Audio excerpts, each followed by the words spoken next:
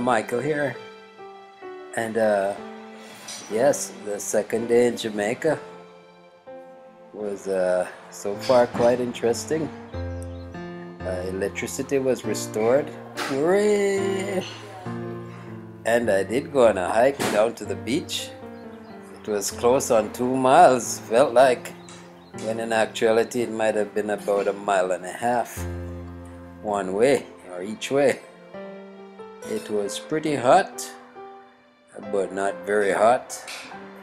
Coming back was definitely more warm, and I had to walk and jog to try to cut the sun exposure down. Anyway, feeling all refreshed now, and just continuing to develop this aspect of Psalms 114, and coming from the Treasury of David, penned by Spurgeon, as he exposits on this aspect of the verse that says, "The fool had said in his heart." May a man with his mouth profess to believe, and yet in heart says the reverse. Had he hardly become audacious enough to utter his folly with his tongue? Did the Lord look upon his thoughts as being in the nature of words to him, though not to man?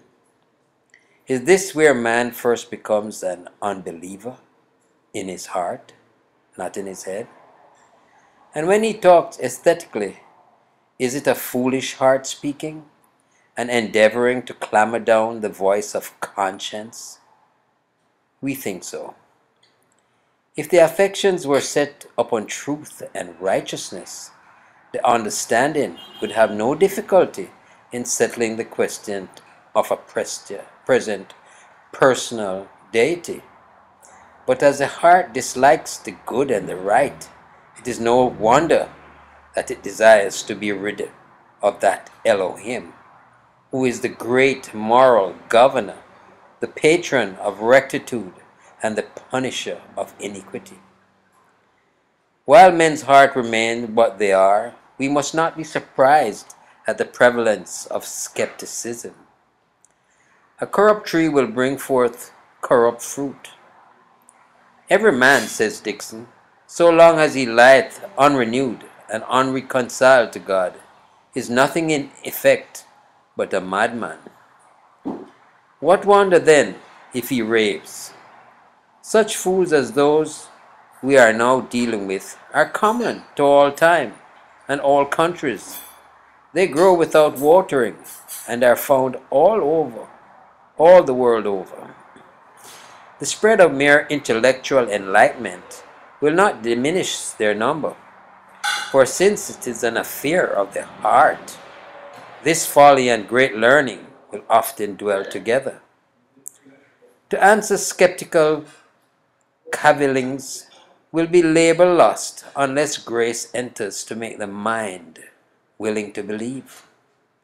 Fools can raise more objections in an hour than wise men can answer in 7 years.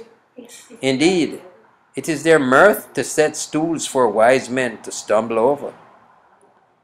Let the preacher aim at the heart and preach the all-conquering love of Jesus, and he will by God's grace win more doubters to the faith of the gospel than any 100 of the best reasoners who only direct their arguments to the head.